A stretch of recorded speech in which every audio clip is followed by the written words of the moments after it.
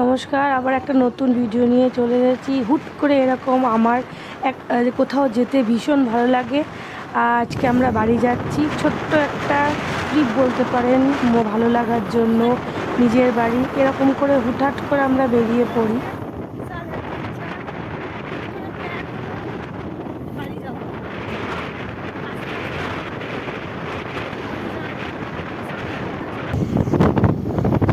মেঘটা দেখুন, শুধু আজকে শরতের মেঘের মতো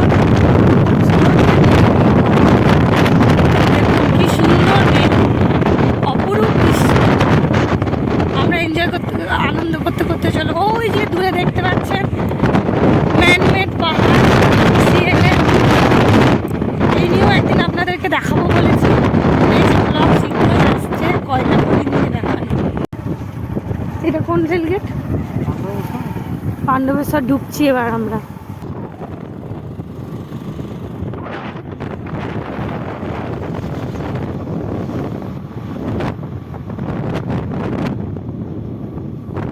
পাণ্ডবেশ্বরটা যেতে যেতেই আমরা ঢুকছি।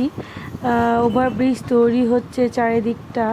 ওভারব্রিজটা অনেকদিন ধরেই হচ্ছে, রাস্তা ভীষণ বাজে, কিন্তু তাও আমার হাজব্যান্ড বেশ ভালোই বাইক চালায়। এটাই আমাদের ছোট্টখাট্ট একটা সারথি বলতে পারেন। এটা আমাদের ছোট্ট একটা ভালো লাগার, মানে আমাদের অনেকের কার থাকে, আমাদের একটা বাইক। নিজের মনের ইচ্ছা মতন আমরা টুক করে বেরিয়ে পড়ি। প্রায়ই আমরা বাইকে যাই। আমার মেয়েও আমাদের সঙ্গে অভ্যস্ত হয়ে গেছে। আমরা পাণ্ডবেশ্বরটা যেই ক্রস করেছি, বীরভূম ঢুকে পড়েছি। অজয় নদীর ওপরের ব্রিজটা, আকাশটা ব্যাপক লাগছে। ভাষা ভাষা মেঘ, মনেই হচ্ছে পুজো চলে এসছে, পুজো। দারুণ অ্যাডভেঞ্চার, আমার তো ভীষণ ভালো লাগে, দারুণ এনজয় করি। সারা রাস্তা বেশ একটা রোমান্টিক ফিল আসে। এইখানটা দেখিয়ে দিই, বলো। আকাশ দেখবে, আকাশ বলে মামি তুমি এদিকে এসছো, আমাদের বাড়ি আসুনি। পাঁচরা মোড়, এদিকে আমার মেজ ননদের বাড়ি। যাওয়া যায়, সেদিনে একদিন যাবো, দেখাবো।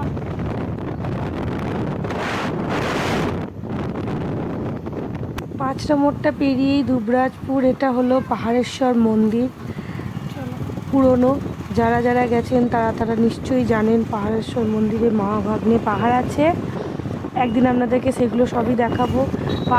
দুবরাজপুর বলতে অনেক স্মৃতি আমার ছোটোবেলা থেকে আছে। এখানে আমার পিসির বাড়ি, এখানকার অলিগলি রাস্তাটা আমার বড্ডই চেনা।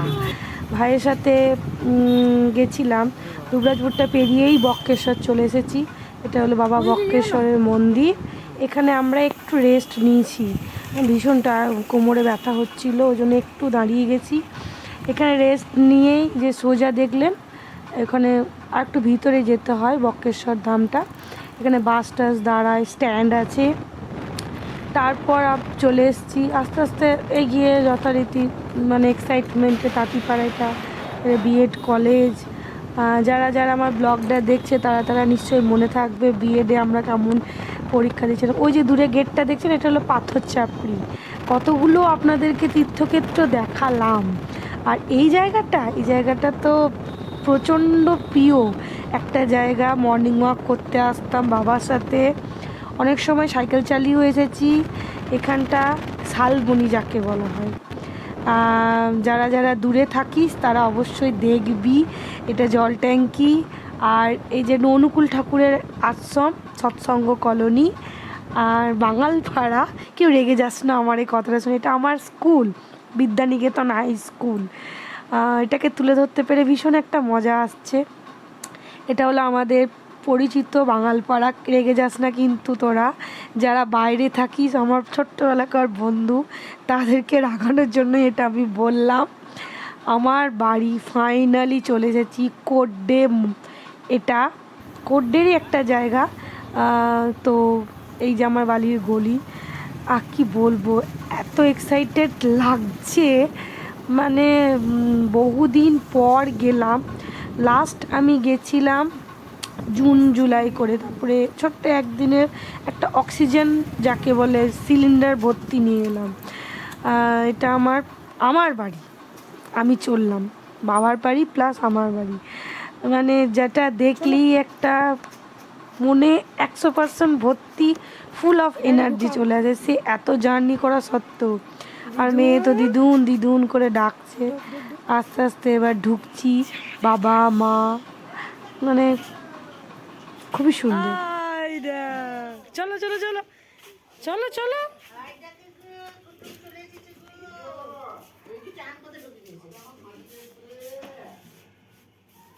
কেউ আবার আমার বাবার পোশাক দেখে বা মায়ের পোশাক দেখে কমেন্ট করে নেই মা কেমন করে আছে। অ্যাকচুয়ালি এটাই আমার বাবা, যেটা অরিজিনাল সেটাই, কোনো রকম ভ্যাক ট্যাক নেই। এটা আমার মা। কি বলবো, খেপি এক নম্বরে, অথচ ভীষণ ভালো।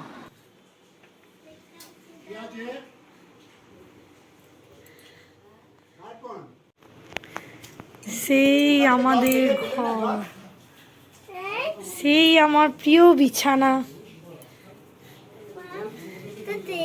কে দিয়েছে এটা? চলো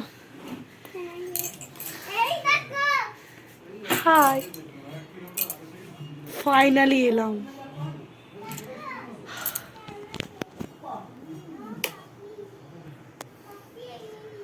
ফাইনালি এলাম।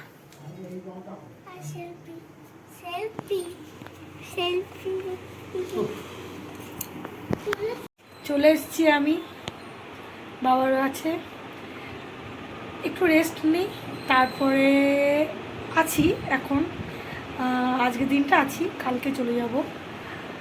কিছুক্ষণ পর ফ্রেশ হয়ে সবাইকে দেখাবো। হাই, চলে এসেছি ফ্রেশ হয়ে, খাওয়া দাওয়া কমপ্লিট, মেয়েও খাওয়া কমপ্লিট, আমার বরেরও। আর এখানে আমার মা আঙুল চাটছে, আমার বোন বসে আছে, বোনও খাচ্ছে।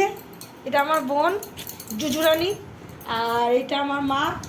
মুখটা একবার দেখাও। মায়ের আচ্ছা, মায়ের মুখটা আমি ভালো মাংস চাচ্ছি। ভিডিওটা যদি ভালো লেগে থাকে অবশ্যই like comment share and subscribe করবে পরে নেক্সট ভিডিওর জন্য।